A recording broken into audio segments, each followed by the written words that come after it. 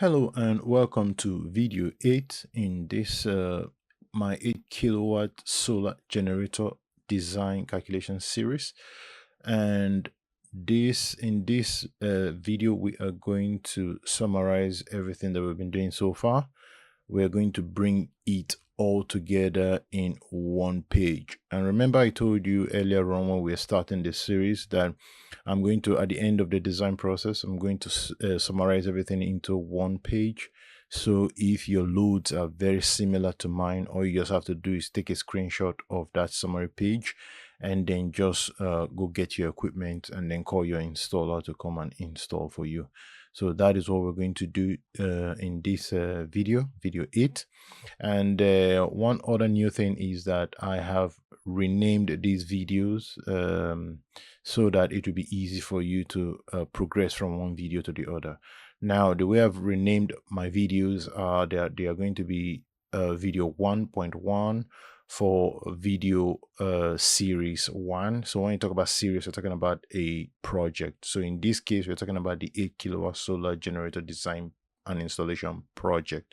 So series 1 is the 8 kilowatt design project, and we are in video 8 of that series 1. That is why we have that's why I've renamed it to become video 1.8, just so you understand what that means when you see it. Yeah. All right, so this is the summary page. Yeah, it's a one pager of all what we've been talking about so far. Yeah, so this page is actually very important because if you look from your loads that your loads are quite similar to mine, maybe a little bit less or a little bit more, it's fine. You can use an 8 kilowatt hybrid inverter generator system. Yeah, and it's going to function, is going to work for you perfectly non-stop. I'm talking about guaranteed non-stop 24/7 electricity, completely off grid. Yeah, so the summary of it is that number one, we did our load calculations where we found out that okay, I'll be using 3 fridge freezers. Yeah, the modern type, so it's very efficient when it comes to its power consumption.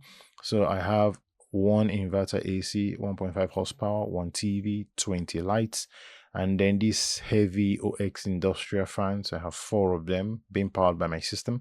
I have one normal fan, and then I have a borehole of 1.5 horsepower. So if you have your loads similar to this or exactly this, a little bit less or a little bit more, you can use the 8 kilowatt solar generator system. Yeah, so all you have to do, number 2, summary number 2 is the inverter size or and specification that I have used for this design, which has been carrying my loads for 24/7, 24 hours a day, 7 days a week, and then 365. My light does not go out, and I live in Africa. Yeah, so my light does not go out at all. So, and in order for if you want to carry the exact same loads or slightly higher or slightly lower than we have in summary point 1, then the inverter specification that you're going to get is an 8 kilowatt hybrid inverter, a 48 volts one, because the whole system is going to be 48 volts, meaning that you're going to have a 48 volts inverter, 48 volts battery, and a 48 volts solar panel each. So now one other very important thing is you are to get an inverter that is a pure sine wave inverter. Yeah, it's different from the pulse width modulator inverter. The pulse width modulator inverter is cheaper than the pure sine wave, but it's not as efficient as the pure sine wave. The pure sine wave, if you're looking for high efficiency, the pure sine wave inverter is what you want. Now, this inverter that I got from the brand that I got has an inbuilt, and all hybrid inverters have inbuilt MPPT charge controller. Yeah, but this one it's an 8 kilowatt hybrid inverter, but it has a 10,000 watt DC input. Yeah, from the panel, so you can take 10,000 watts from the panel. Now, the input voltage waveform has to be sinusoidal, right? So for your inverter, you have to make sure that these specifications are there if you are going to be able to carry the exact same load that I am carrying. Yeah, so your maximum solar charging current should not be less than 150. If it is more than 150 amps, that's okay. Then maximum PV open circuit voltage, yeah, should not be less than 500 volts. Yeah. All right. So the summary point number 3 is the solar panel specifications. Again, since the whole system is a 48 volt system, your solar panel each has to be rated a 48 volts solar panel. And for this particular design, yeah, to carry these loads, I am using 16 number of these solar panels, and their rating is 530 watts each. So when you have all that, if you're going for this exact same system, when you have all that, you have to connect. The way you connect your panels has to be 8 panels connected in series. That's one string connected to one of the MPPT ports. Since I have 2 MPPT ports, right? So one of them has to be 5,000 watts, which is half of the inbuilt MPPT charge controller rating here, or capacity here. Is going to be half, because that's the way the manufacturer designed my own inverter. He splitted them up into 2. So you have 5,000 watts going to one port, 5,000 watts going to another port. So by the time you connect the panels in series, you have at least a maximum of 5,000 watts going to one port, and then 5,000 watt power from the other panel going to the other 8 string panels going into the other port. Yeah. And together they'll make 10,000 watts. If your number of the amount of power you're getting from each panel, if it is more than 5,000 watts, and you're feeding it into a 5,000 watt MPPT port, once the power coming from the panel maxes at 5,000 watt, the MPPT is not going to allow any more go in. Yeah. So that's the reason, and then you just be wasting solar panel capacity. So to be very, very efficient, you have to make sure that each string does not exceed 5,000 watts, so you don't just throw power away, yeah, and then just waste money for nothing. Yeah. So if your inverter has 2 MPPT ports, 5,000 each, good. If your the manufacturer inverter that you're getting has only 1 MPPT port of, say, 10,000 watts, yeah, just one, then you have to connect the 16 solar panels this way. You have to connect one string of 8 solar panels in series, and then another string you connect in series as well of 8 solar panels, and then both of them you connect in parallel.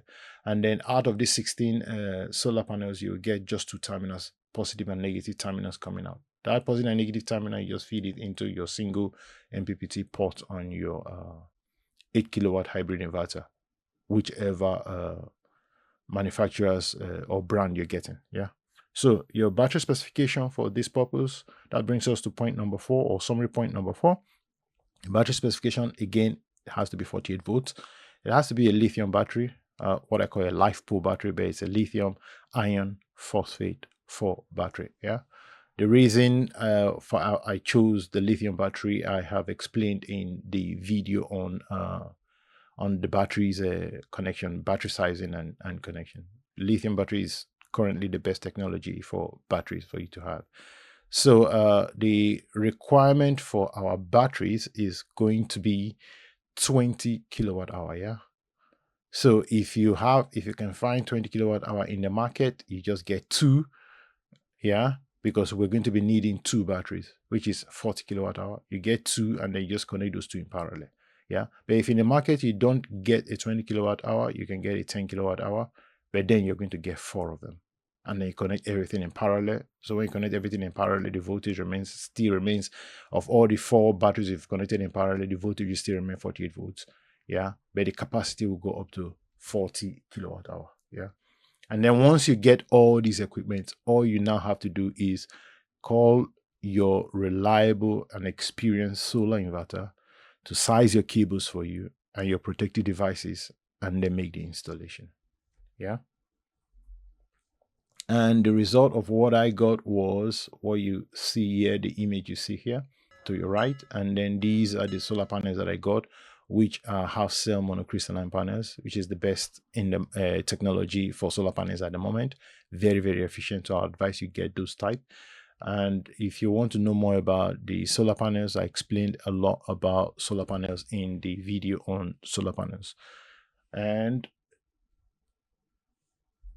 that brings us to the end of this particular video. I'm going to make a bonus video for you guys, and in the bonus video I'm going to talk a little bit more about these components you see here, this, and this, and I'm going to be presenting a schematic of my electrical connections, so you can also duplicate it, and then you see what all these protective devices are for, what their function is. I'm going to be explaining in the bonus video. So again, once more, thank you for watching. Do subscribe, like, comment, and share, and I'll see you on the other one. Thank you.